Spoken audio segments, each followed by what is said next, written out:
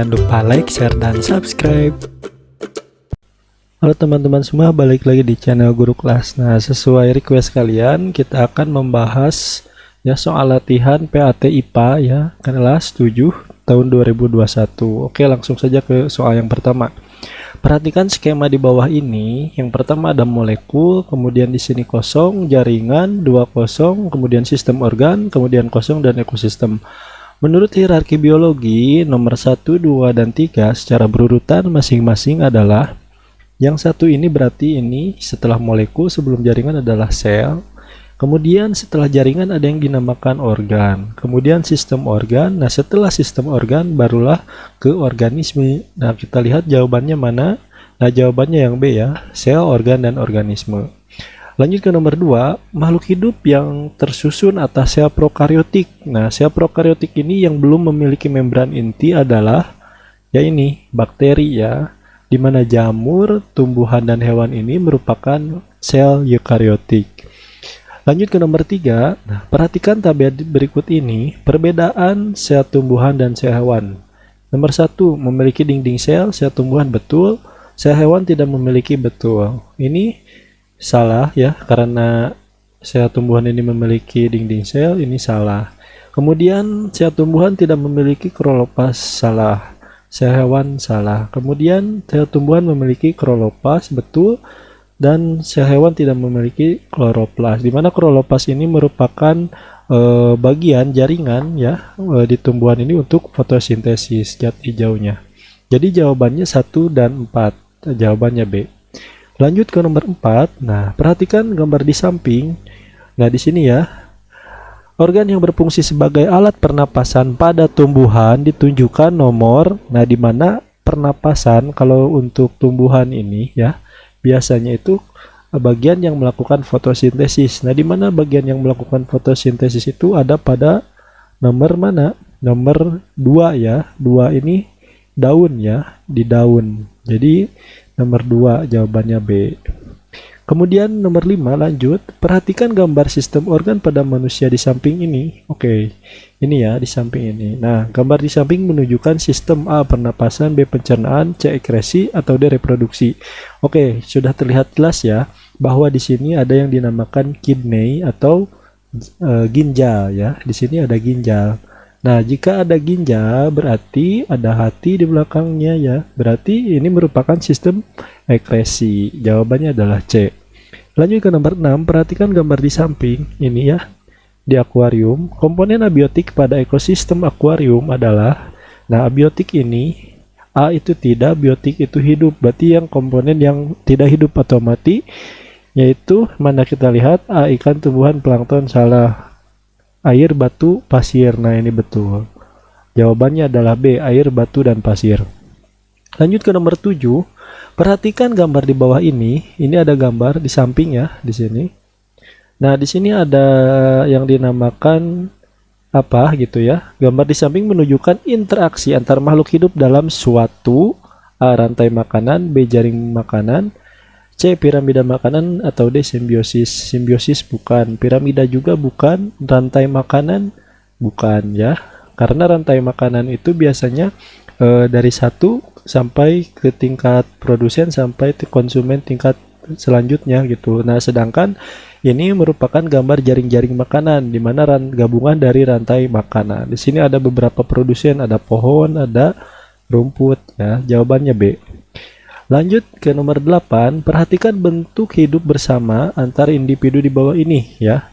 1. Ikan badut dengan anemon laut, 2. Kupu-kupu dengan bunga, C. Kerbau dengan burung jalak, 4. Benalu dengan tanaman inangnya. Yang merupakan contoh simbiosis mutualisme adalah yang pertama, ikan badut dengan anemon laut ini simbiosis komensalisme ya. Jadi tidak ada yang diuntungkan. Kemudian untuk kupu-kupu ya dengan bunga ini betul, ini saling menguntungkan. Kemudian kerbau dengan burung jalak ini saling menguntungkan. Benalu ini parasit ya. Nah, di mana mutualisme ini yang saling menguntungkan. Jadi jawabannya adalah 2 dan 3 B. Lanjut ke nomor 9, perhatikan tabel di bawah ini ya. Ciri-ciri ya, makanan, kemudian respirasi. Pertanyaannya, ciri-ciri organisme autotrof sesuai dengan tabel nomor autotrof ini di mana si organisme ini dapat mengolah makanannya sendiri ya. Jadi makanannya itu yang pertama dapat membuat makanan sendiri betul, kemudian dapat membuat makanan sendiri betul. Nah, ini salah ya. Kemudian respirasinya menggunakan O2 mengeluarkan CO2, menggunakan CO2 mengeluarkan O2. Nah, ini salah. Yang betul yang ini. Yang mengeluarkan CO2 mengeluarkan O2 dan dapat membuat makanan sendiri. Jadi jawabannya adalah nomor 2 atau B. Lanjut ke nomor 10. Perhatikan gambar jaring-jaring makanan di bawah ini. Jika akibat penggunaan insektisida yang berlebih oleh petani, nah belalang menjadi punah. Nah, organisme yang tidak terpengaruh ya. Kita lihat A, laba-laba, ini belalang ya. Nah, ini belalang, laba-laba ini memakan belalang, pasti terpengaruh ya. Jadi jawabannya salah. Kemudian katak, katak ini memakan serangga predator, kemudian predator ini juga kan memakan belalang gitu. Nah, maka ini si katak juga bakal terpengaruh, berarti salah. Kemudian elang, elang ini merupakan konsumen tingkat selanjutnya yang paling tinggi ya, di mana si belalang ini dimakan oleh laba-laba, kemudian laba-laba dimakan oleh burung pemakan serangga. Burung pemakan serangga ini dapat mempengaruhi elang juga karena awalnya dari belalang ini ya. Nah, jawabannya berarti yang tikus ya. Kenapa? Karena si tikus ini bukan merupakan pemakan belalang ya, karena tikus ini memakan padi. Jawabannya adalah D. Lanjut ke nomor 11, program Citarum Harum yang sedang digalangkan pemerintah merupakan salah satu usaha dalam mengatasi pencemaran Citarum Harum. Nah, di mana Citarum ini merupakan sungai ya, sungai yang ada di Jawa Barat, maka jadi ini merupakan salah satu usaha dalam mengatasi pencemaran air tentunya karena di sungai. Lanjut ke nomor 12, perhatikan polutan udara di bawah ini. 1. Abu vulkanik gunung api, senyawa metana dari kotoran hewan, 3. Asap kendaraan bermotor, dan 4. Asap industri. Polutan yang berasal dari aktivitas manusia sesuai nomor. Nah, di mana aktivitas manusia ini yang ini 3 dan 4 ya. Kalau satu yang 2 ini bukan, karena ini alam ya yang satu ini, kemudian ini juga sama. Jawabannya adalah D, 3 dan 4. Lanjut ke nomor 13, penyakit yang sering diderita manusia akibat pencemaran udara. Nah, yang A ini ya, maksudnya poin A. Nah, A diare, B hepatitis B, C ISPA, kemudian D tipus. Nah, yang sering ini yang ini ISPA ya. Dimana ISPA ini infeksi saluran pernapasan ya, kepanjangannya. Jadi jawabannya C. Lanjut ke nomor 14, pembuangan limbah industri yang langsung dibuang ke tanah secara tidak memenuhi syarat disebut A. Illegal logging. Kalau illegal logging ini biasanya penebangan, salah. Nah, illegal dumping ini betul. Jadi pembuangan sampah yang ilegal itu disebut dengan illegal dumping. Illegal fishing ini salah. Illegal fishing itu menangkap ikan secara ilegal, trading ini penukaran ilegal. Lanjut ke nomor 15, suatu gambaran tentang peningkatan suhu rata-rata atmosfer bumi dan lautan secara bertahap serta sebuah perubahan yang diyakini secara permanen mengubah iklim bumi dikenal dengan istilah. Nah, istilahnya apa? Jadi istilahnya adalah pemanasan global. Jawabannya A. Lanjut ke nomor selanjutnya, nomor 16, perhatikan gambar ilustrasi penyebab terjadinya pemanasan global di bawah ini. Ini gambarnya. Pernyataan yang benar tentang pemanasan global adalah A. Seluruh radiasi matahari diserap oleh atmosfer dan bumi. B. Gas rumah kaca dapat menyerap radiasi matahari. C. Hutan gunung tidak berpengaruh terhadap peningkatan konsentrasi gas rumah kaca di atmosfer. D. Mengganti penggunaan BBM dengan batu bara dapat mengatasi pemanasan global. Ini salah. Hutan gundul tidak berpengaruh terhadap peningkatan, salah karena hutan berpengaruh ya. Kemudian gas rumah kaca dapat menyerap radiasi matahari, salah ya. Yang benar ini yang A. Seluruh radiasi matahari ini diserap oleh atmosfer bumi. Nah, ini matahari diserap oleh atmosfer dan bumi. Dan jawabannya A. Nomor 17. Perhatikan pernyataan di bawah ini. Meningkatnya suhu bumi yang menyebabkan penguapan dan curah hujan meningkat. B. 2. Turunnya permukaan air laut karena pembekuan kutub bumi yang meluas. C. Mencairnya gletser yang menyebabkan kadar air laut meningkat. Dan D. Penebalan lapisan pada atmosfer bumi ya. Lapisan ozon pada atmosfer bumi. Dampak pemanasan global sesuai pernyataan nomor. Jadi pemanasan global ini yang pertama dapat menyebabkan apa? Ini ya, penguapan dan curah hujan meningkat. Satu, kemudian turunnya permukaan air laut, salah. Nah, yang ketiga mencairnya gletser yang menyebabkan kadar air laut meningkat, betul. Gletser ini es yang ada di kutub ya. Nah, penebalan lapisan ozon, salah. Jadi jawabannya adalah 1 dan 3. Jawabannya adalah B. Lanjut ke nomor 18, lapisan atmosfer secara berurutan ya, dari yang terendah hingga tertinggi ya. Yang pertama adalah troposfer. Nah, di mana troposfer ini tempat terjadinya cuaca, kemudian stratosfer, kemudian mesosfer, kemudian termosfer, dan eksosfer adalah lapisan yang paling luar. Jadi jawabannya adalah A. Ya, ingat yang pertama troposfer, di sini tidak ada troposfer. Lanjut ke nomor 19, perhatikan gambar lapisan atmosfer bumi di bawah ini. Ini lapisan 1, 2, 3, dan 4. Seandainya kamu seorang pilot, agar pesawat terhindar dari peristiwa cuaca yang buruk, maka harus menerbangkannya pada daerah nomor berapa gitu. Nah, biasanya pesawat terbang di daerah ini ya, di 0 sampai 10 km. Nah, di sini merupakan terjadinya cuaca di mana ada hujan ya, petir, badai ya. Nah, jika kamu seorang pilot, maka kalian harus menerbangkannya ke nomor 2. Nah, di atas ya, di atas dari proses terjadinya hujan, di mana di sini adalah lapisan stratosfer. Jawabannya adalah B2. Lanjut ke nomor 20. Berikut ini yang merupakan fungsi lapisan ozon di atmosfer adalah melindungi bumi dari cahaya matahari, B. Melindungi bumi dari sinar UV atau ultraviolet, C. Mengatur suhu bumi, dan D. Memantulkan gelombang elektromagnet. Ini salah. Yang benar yang ini, melindungi bumi dari sinar ultraviolet. Jawabannya B.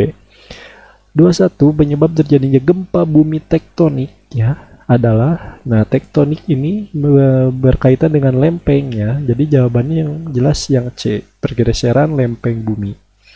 Nomor 22 ya, peristiwa bencana alam yang sering terjadi di Indonesia karena adanya pergeseran lempeng. Nah, sama ini juga ya. Karena ada pergeseran lempeng maka banjir bukan, angin puting beliung bukan, kebakaran hutan juga bukan. Jadi gempa bumi ya, gempa bumi ini sering disebabkan oleh pergeseran lempeng. Lanjut ke nomor 23. Perhatikan tabel spesifikasi gempa di bawah ini. Menurut Badan Meteorologi, Klimatologi, dan Geofisika atau BMKG, spesifikasi gempa bumi yang berpotensi menimbulkan tsunami sesuai pada tabel nomor nomor 1 di atas 65 ini udah betul ya, dapat berpotensi tsunami. Nah, letak epicentrum itu titik ya, titik gempa di permukaan bumi ya, berada di tengah laut ya. Yang ini yang betul, ini salah, nomor 3 dan 4. Nah, di mana kedalaman hipocentrum atau pusat gempanya itu harus yang dalam, di mana ini nomor 2 ini yang betul ya. Jadi di atas 6,5 skala Richter, kemudian letak epicentrum di tengah dan kedalamannya harus dalam. Ini salah. Jawabannya 2 atau B. Peristiwa keluarnya magma dan material lainnya dalam bumi oleh letusan gunung berapi ya disebut apa? Vulkanik bukan, seismik bukan, abrasi bukan. Jawabannya adalah D, erupsi ya. Lanjut ke nomor 25, perhatikan tabel tindakan yang harus dilakukan ketika terjadi gempa di bawah ini. Nah, posisi ketika terjadi gempa, ini 1 dalam ruangan, harus cari perlindungan dari runtuhan. 2 di luar ruangan, ya carilah ruangan untuk berlindung. Kemudian di dalam kendaraan, tetap berada dalam kendaraan, di tepi pantai, menjauhi pantai karena berpotensi tsunami. Nah, yang betul ini yang pertama betul. Jadi ketika di dalam ruangan itu harus mencari perlindungan dari runtuhan. Bisa di kolong meja dari benda-benda keras ya. Kemudian di luar ruangan ini salah. Yang dalam kendaraan ini salah. Nah, yang ini yang betul. Nah, jika ketika gempa, apalagi gempanya di atas 6,5 ini, maka orang-orang di tepi pantai biasanya ada sirine alarm ya, karena gempa itu berpotensi tsunami. Jadi jawabannya 1 dan 4. Jawabannya adalah C. Lanjut ke nomor 26, perhatikan gambar gerhana matahari total di bawah ini. Ini gambarnya. Mahkota putih yang mengelilingi bulan pada gambar di samping merupakan penampakan lapisan matahari yang disebut apa? Nah, jadi bukan inti, bukan fotosfer, bukan kromosfer. Nah, di mana lapisan terluar dari matahari ini yang menimbulkan cahaya putih ini ya adalah korona. Bukan virus ya, tapi ini merupakan bagian dari matahari. Kemudian nomor 27, antara planet dan planet luar ya, antara planet dalam dan planet luar dipisahkan oleh benda langit yang dinamakan apa? Yang dinamakan dengan asteroid atau sabuk asteroid. Jawabannya A. Lanjut ke nomor 28, perhatikan ciri-ciri benda langit di bawah ini. 1. Berputar mengelilingi matahari, kemudian orbitnya berbentuk lonjong, berbentuk atas debu, partikel, es, dan gas. Ini salah ya, ini bukan opsi. Nah, benda langit yang memiliki ciri-ciri di atas adalah, nah, di mana yang memiliki ciri-ciri ini adalah komet ya, melonjong ya, kemudian berputar mengelilingi matahari, nah terbentuk atas debu, partikel, dan gas. Jawabannya D. Nomor 29, waktu yang diperlukan bumi untuk melakukan sekali rotasi ya. Rotasi itu yang menyebabkan siang dan malam ya, perbedaan siang dan malam adalah di mana rotasi itu waktunya itu adalah 1 hari atau 23 jam 56 menit. Kemudian nomor 30, waktu yang diperlukan bumi untuk melakukan revolusi. Revolusi itu mengelilingi matahari ya, di mana waktunya itu 1 tahun atau biasa disebut dengan 365 hari. Jawabannya B. Terima kasih yang telah menonton video ini. Semoga video ini bermanfaat. Jangan lupa like, share, dan subscribe. Sampai jumpa di video selanjutnya.